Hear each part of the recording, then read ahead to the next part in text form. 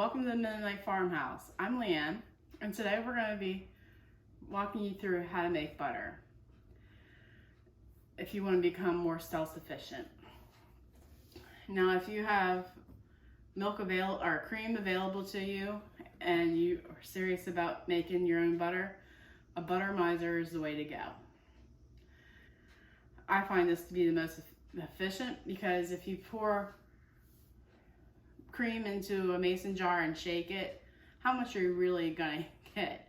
I don't want to be shaking a gallon jug just to get how much butter. And then there's the stand mixers and the food processors, and if you use a stand mixer, I can see buttermilk or cream splashing everywhere. But if you're really truly serious about butter making, this is the way to go. And you want your cream to be between 60 and 70 degrees.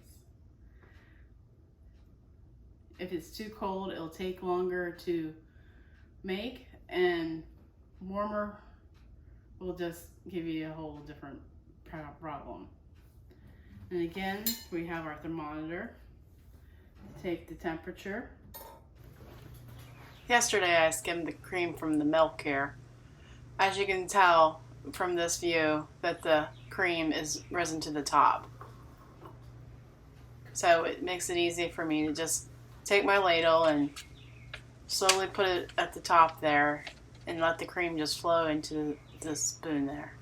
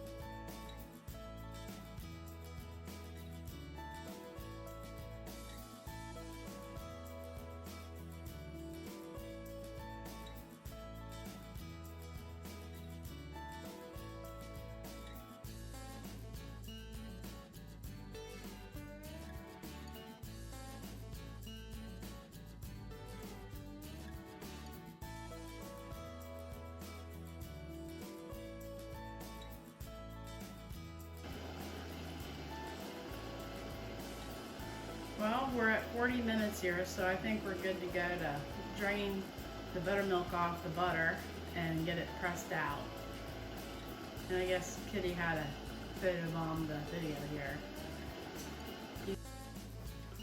Alright, you want to separate the butter from the buttermilk. And actually, you want to do that in a bowl and not down the drain. Because you know, buttermilk like this is very healthy for you. I'm gonna let that drain. Now this is where you would add salt if you want salt or not. And then you could put fresh herbs in there like chives or basil would be good in there. And maybe rosemary would be very good in there. I'm not a fan of tarragon, but you can put that in there if you like. I think I'm gonna let this drain for 5 minutes. And we'll be back. Now I decided to add half a teaspoon of salt. I don't know exactly how much to tell you to put in yours because you're gonna have different amounts of butter with different yields. So I guess just put in what you think you would like. Maybe if that would help if I had you in the shot. Haha. All right. Yeah, we're just clapping our hands, singing a little song, doing a little dance, and just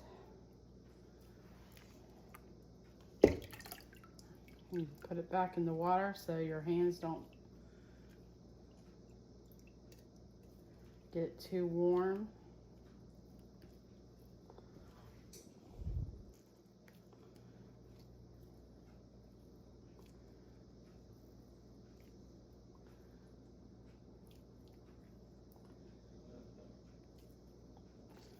Now this part might take 5 minutes easily.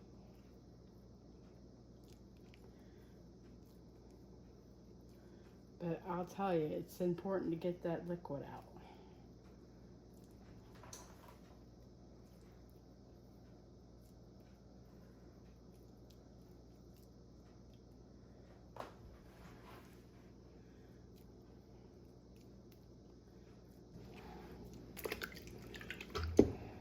I think our butter is there. So I'm going to get a container for this.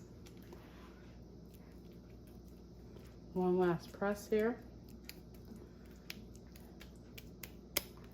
Now this might be the most butter I've gotten out of a batch. And naturally it's going to go down the side.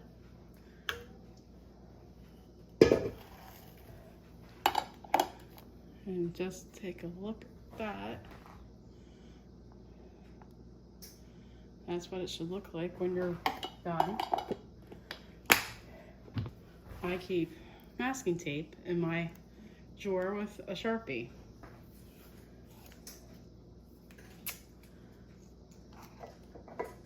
Because if we're busy with our lives, how are we going to remember when did we make something? And today is June 2nd. And 3 weeks from now would be June 22nd.